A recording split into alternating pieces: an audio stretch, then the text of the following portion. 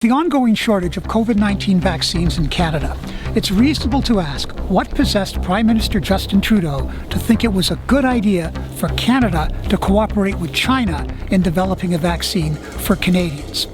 And it's also reasonable to ask, since that deal fell apart months ago, whether by over-concentrating on that contract, the government was late to the game in terms of securing COVID-19 vaccines from other companies.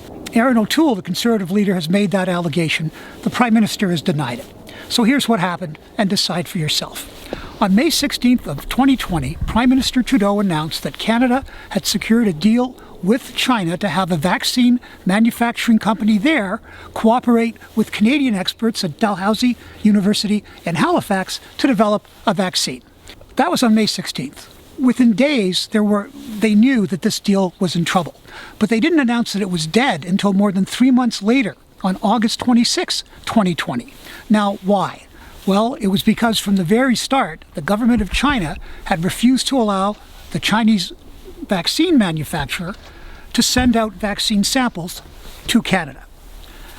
And if you look at the history of what was going on between China and Canada at that time, and is still going on, it's not hard to see why.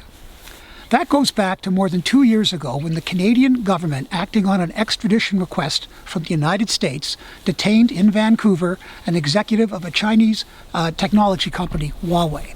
That's Meng Wanzhou, and she's the chief financial officer. The United States says they want her on fraud charges. She's denied them, and her extradition case is going on in Vancouver. But here's what China did in retaliation. First of all, it launched a trade war against us. It also accused us of being white supremacists. And most notoriously, it essentially kidnapped two Canadians, Michael Kovrig and Michael Swabor, holding them on spying charges in retaliation for Canada lawfully extraditing or lawfully acting on an extradition warrant from the United States. So it ought to have been pretty clear, I would think, to the Prime Minister years later that China wasn't going to be all that enthusiastic about helping Canada to develop a vaccine.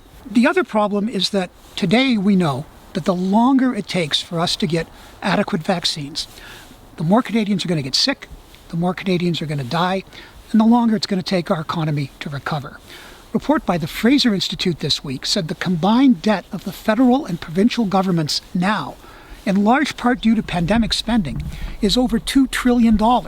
That's more than 100% higher than it was little more than a decade ago. So whatever happened here, I think it's reasonable to say of the Prime Minister that years ago he said he admired China's basic dictatorship. Given that what happened with the vaccine and in the Meng Wanzhou case and so many other instances, let's hope that basically he no longer admires China's basic dictatorship.